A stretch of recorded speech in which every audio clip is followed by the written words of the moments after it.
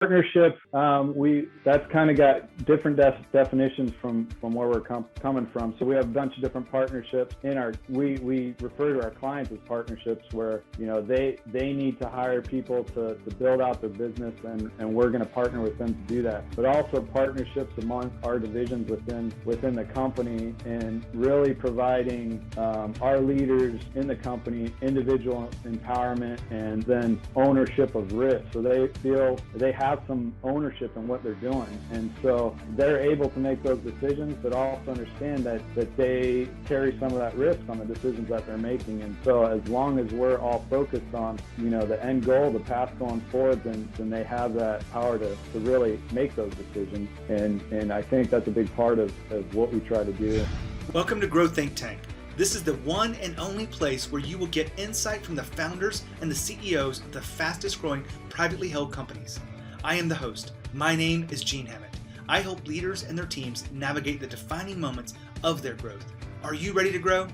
Today we look at collaboration, specifically optimizing teamwork across a big company that's growing fast. When you want to align people, it takes a lot of communication, a lot of leadership, but the payoff is pretty amazing. I work with companies to help them figure out how to do this all the time, but today's interview is with a special company that I've seen just doing some amazing things in the world of veterans. And so I'm going to bring you this conversation with a lot of joy. We have Josh Bieler, who is the CEO of Vector Force Development. They bring in veterans to help them find jobs in the energy sector of our world. And they have an incredible program. They have a lot of training that goes into this, and they're making a big impact in the world. And we'll talk about that a little bit today with Josh. The mission of the company is such an important thing. I really love what they're doing, but also some of the things that they do to create an optimized teamwork. And they do this over and over again through values, communication, transparency, empowerment. You'll hear all those themes inside today's interview with Josh. When you think about your own journey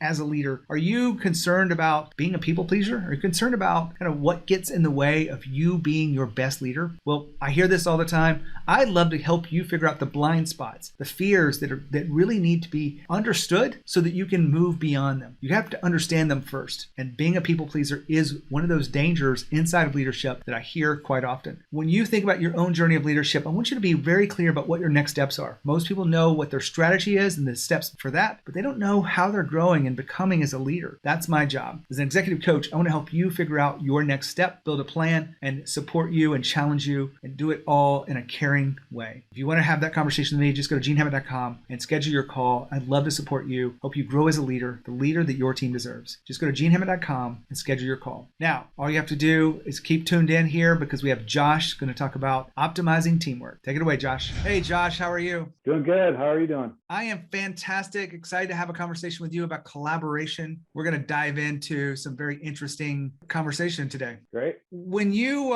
made this Inc. list recently, 151, you have this company, Vector Force Development. Tell us about what you guys do. Yeah, so we're, we really started, we're a service and sales veteran-owned business. I'm a veteran myself, and so what we wanted to, the way we started this company was, every growing business has a workforce shortfall, and there's a lot of transitioning veterans that are coming out every day of the different military organizations. And so we saw an opportunity that, hey, these guys need jobs. Let's be the liaison to get these transitioning military members out into the civilian workforce as they're transitioning out of their military careers. And I have a background in the energy utility industry, and there's a workforce shortage there, and we kind of put those two together, and it met like a puzzle piece, and started building this company, providing workforce solutions and building out and providing ancillary support services to utility and energy construction sites, just to provide more opportunities to place more veterans into different energy roles. Love that. We talked a couple of weeks ago. I have a background in the energy industry. I'm not going to go into it because it's like 25 years ago or so. Yeah.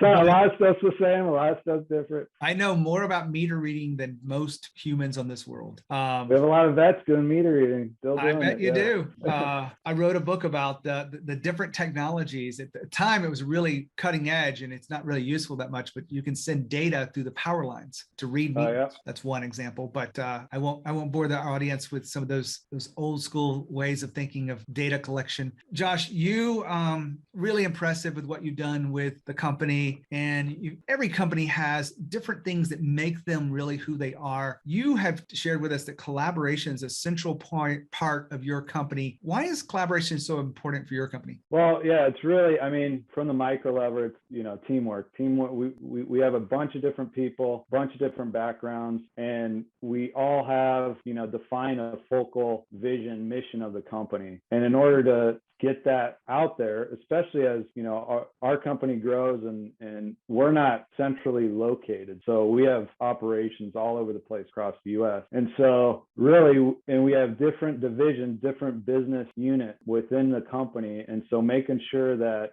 from a customer standpoint, from a safety protocol standpoint, from a vision standpoint, that we are all collaborating from a company-wide perspective to ensure that, our mission and our vision is not just at this executive level, but throughout the company, down to the people with the shovels in their hands, down to everybody across the company, that we're all kind of tracking towards the same goal. And so, from that company level, it's collaborating that way, but also, from an individual management level, that our managers are being transparent with their employees on what's supposed to be getting done, and, trusting each other that both they know what they're supposed to do, and if they don't, that they're communicating that, and that we are listening to our employees and understanding what their needs are, and providing that service from a leadership management perspective. Josh, my job is to pick up on the things that you say that we need to go deeper into. I think I counted 4 times you said the word mission. Yeah. I'm gonna test you a little bit here. What is the mission of the company? And then I have some follow-up questions. Yeah. So the mission of the company is very simple. It's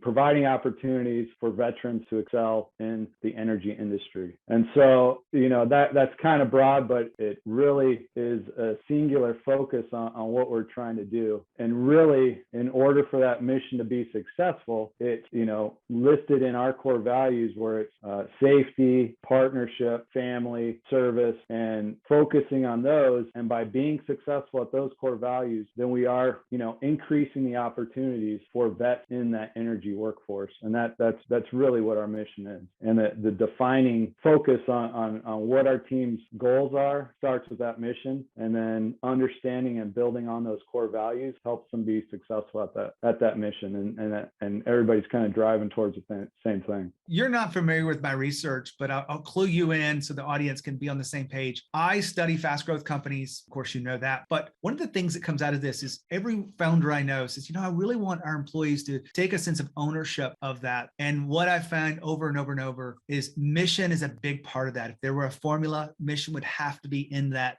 sense of ownership. You use the word partnership. Is that kind of a similar kind of word around ownership? Yeah, that's good. I mean, partnership, that's kind of got different definitions from where we're coming from. So we have a bunch of different partnerships we refer to our clients as partnerships, where, they need to hire people to build out their business, and we're going to partner with them to do that. But also partnerships among our divisions within the company, and really providing our leaders in the company individual empowerment, and then ownership of risk. So they feel they have some ownership in what they're doing. And so they're able to make those decisions, but also understand that they carry some of that risk on the decisions that they're making. And so as long as we're all focused on, the end goal, the path going forward, then they have that power to really make those decisions. And I think that's a big part of what we try to do and what we strive for within that partnership realm. You mentioned core values too, and this is near and dear to what we do here on the show is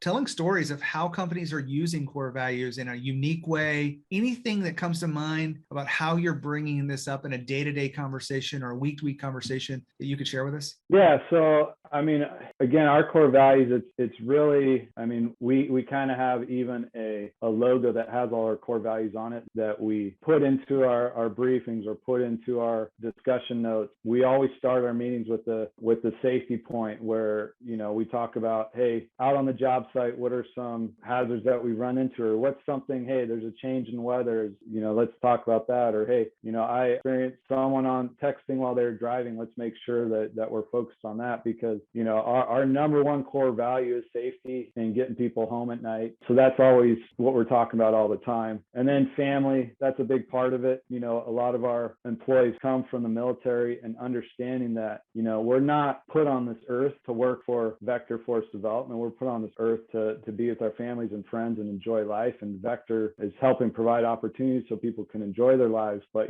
that's a big part of it. And the support structures, all the employees' family is a big part of the Vector family too. And so we want to look at that service, that broad as part of our core value, where, we are providing specific services, but we're also serving our employees, and I think that's a big part of leadership is being able to service those employees and understand, what they need, where they're coming from, and having some of that empathy and really getting down and listening to what people need, what people want, and, what is working, what's not working. And that really goes back to our first core value of safety is, if someone goes on a job site and they don't feel comfortable, what are we doing to fix that? Or is their voice being heard when they want to stop work, or, those types of things. And then with partnership is one of our core values. That is just adhering to being a good partner and mutual respect with the different teams and organizations and groups that we're working with. We came here to talk about collaboration, and you mentioned it's all about optimizing teamwork. What else do we need to go over in this world of leadership when you think about optimizing teamwork? Well, collaboration's, a big C word. The other big C word is communication. And, there's really no collaboration without communication. And I think, it's a blanket word with leadership. It could become a cliche, but I like to define it as, what is good communication? And from a leadership perspective, and I touched on it a little bit, but I think it's very important to make sure that we're really listening to each other. And I think that's a big part of how we run our meetings, how we run our get-togethers, is letting everybody have a voice and understanding that everybody truly does have something to offer. And a lot of times, if we just open our ears and listen, that a lot of problems could get solved pretty quickly, because there's a lot of smart people out there, and understanding that everybody has something to offer is a big point of growth and success, and building that trust, to go forward. Because as running a business, you can't be everywhere at once, and you can't be making every decision at once. So you got to build that trust throughout, that they are understanding that those leaders all the way down are establishing that trust and transparency amongst their team. Josh just said, what is good communication? Well, I want to challenge that a little bit, because I think good communication is, it works inside of companies. But what fast growth companies need, and companies that are really driven, they need explicit communication. They need communication that can't be misunderstood. You want to make sure you're practicing this. You want to make sure your executive teams are practicing it, so it cascades down across the organization. So what is explicit communication? Well, there's a lot of elements to it. There's listening, there's the word choice, there's really understanding what people are doing, but there's also frameworks you can use to make effective requests, to listen better. And all of those are inside of a program that we offer to people. I'm not trying to sell you the program, but I want to make sure that you understand that you don't have to just rest on where you are right now with your communication. It doesn't have to be just good. You can take it to a level of explicit communication. And I've seen the companies that have done that. It really does help align people and creates a safer work environment when communication is not holding them back. Back to Josh. I keep picking up on the keywords that are part of my research: transparency, inclusion, go back to mission and values. You're hitting on all of them almost. You even said empowerment. So you got almost everything in there. If we could throw that in one more time, we'll have everything covered. I want to go to this piece, and this is very basic and foundational, but sometimes the best learnings are just really looking at this from a fresh perspective. Safety is your number one value. We understand why that's important. What is something you're seeing people and talking to people about listening that we could learn from and maybe carry that back into our own teams? Right. Well, I think a big part of it is is, I touched on it a little bit, but it is that empathy part of it. And so I see this a lot where, you could say that, you could tell people, have empathy, and really, what does that mean? And it's really understanding that, the story that's going on in your mind is different than what that story that's happened in someone else's mind. And so really, or what you think you're presenting could be different than what they're hearing. And so really getting that feedback and opening up that, people are doing things that you might not know about. There could be a reason for someone's decision, whether it's good or bad, but understanding why they made that decision. It's the cliche of, hey, the good leaders, hey, they know my kid's name, they know my spouse's name, they know all that. Well, there's something to that where it's showing that they are listening, they are understanding where that person's coming from. And I think that's very important, of really being, a true leader and understanding, what makes everybody tick. And it is going back to listening and really putting yourself in other people's shoes. And it's a lot of times easier said than done, because, being an entrepreneur, starting a business, you got to that point because you had a vision and you're going to go there. But as you grow, you're going to fail if you try to just do that yourself. And so you really have to understand the people that you're bringing along with you and what their weaknesses are, what their strengths are. And to be able to do that, to be able to understand that as a leader, you have to understand what you're good and bad at, and know that, and help bring in the people, going back to the beginning, that are going to be good collaborators with you, driving that sphere, and the people that are going to help bring you along and show you the better, more efficient ways of doing things to help grow out that initial vision that you did have. Now, Josh just talked about listening. Listening is one of those skills that leaders think they're pretty good at, but they really have a lot to learn because they're not paying attention to it. They're not listening to what's going on behind the words. They're not listening to what's going on with their body. They're not listening with what's available to them because they just don't know to. They're so busy in what they're doing, and that really is dangerous. Here's what I know too. Employees want to be seen, heard, and understood. When you create a space for them to be seen, heard, and understood, you have a very good workforce that is really aligning together. Because if they go home and they tell their significant other that I really feel understood, I feel like my voice matters, that's going to mean that they're going to think twice about leaving your company. Everyone's talking about the great resignation, but you want to make sure that you and your team are truly listening to people so that they're seen, heard, and understood. Think about those three words. Now back to Josh. Well, I'm going to ask you one of the big questions I get to ask every once in a while, and that is, we've all made mistakes in our journey of entrepreneurship and leadership. I'm sure you've made a few. You've hired 500 people. I'm sure it's not a perfect run across this board. Right.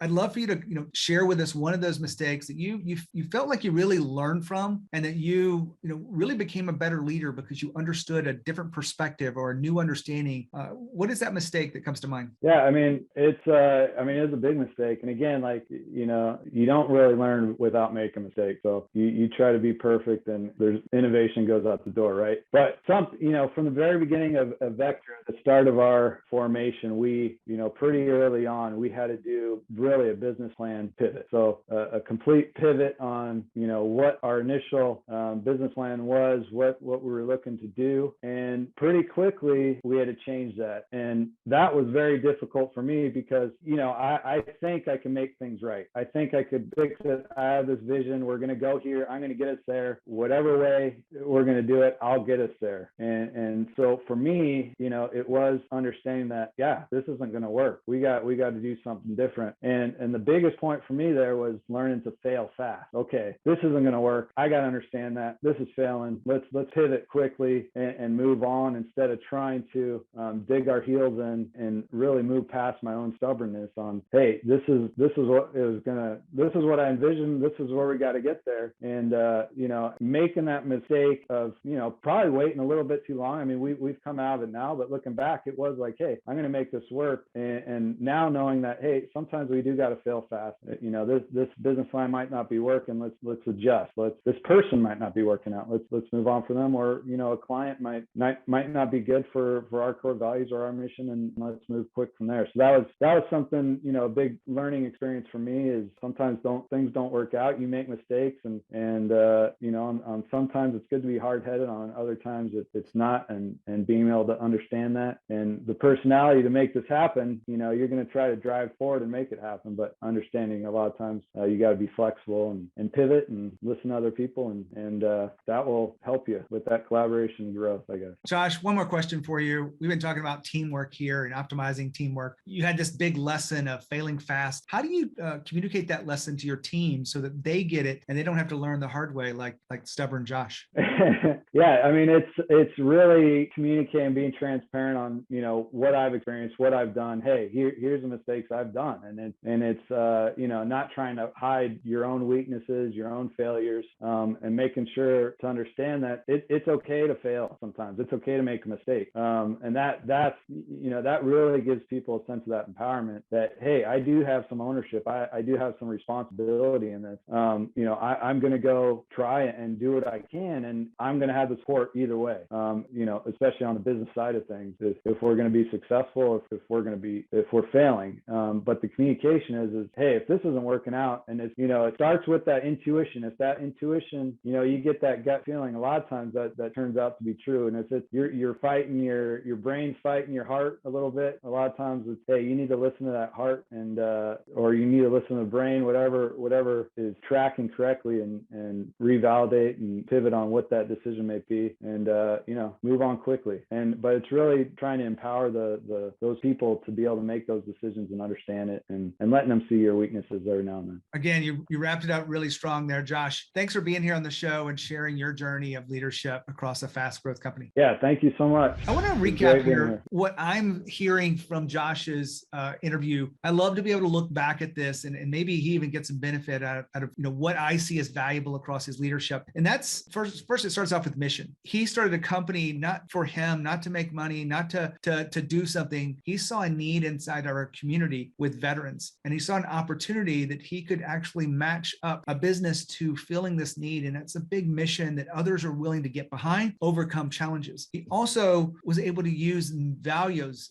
consistently across the brand, and really tie them into the day-to-day, which is necessary. Emphasis on communication and listening across the brand to align people together. Optimizing your team doesn't happen without, effective and explicit communication. And finally, we talk about failing fast. It's all of these are common themes across these interviews, and hopefully you're tuning in because you want to be a better leader. My job is to help you figure out what's next for you, figure out where your blind spots are. Many people don't have a sounding board. They don't have someone in their corner to support them, to challenge them, to help them see new perspectives. That's what I do for my clients. That's what I can do for you. If you're interested in what an executive coach would look like and the impact it would have on your business, make sure you check out genehammett.com. Schedule your call with me. I'd love to help you. That call will give you much more clarity than you have right now about what you're facing. Just go to genehammett.com and schedule your call. When you think of leadership and you think of growth, think Think Tank. As always, lead with courage. We'll see you next time.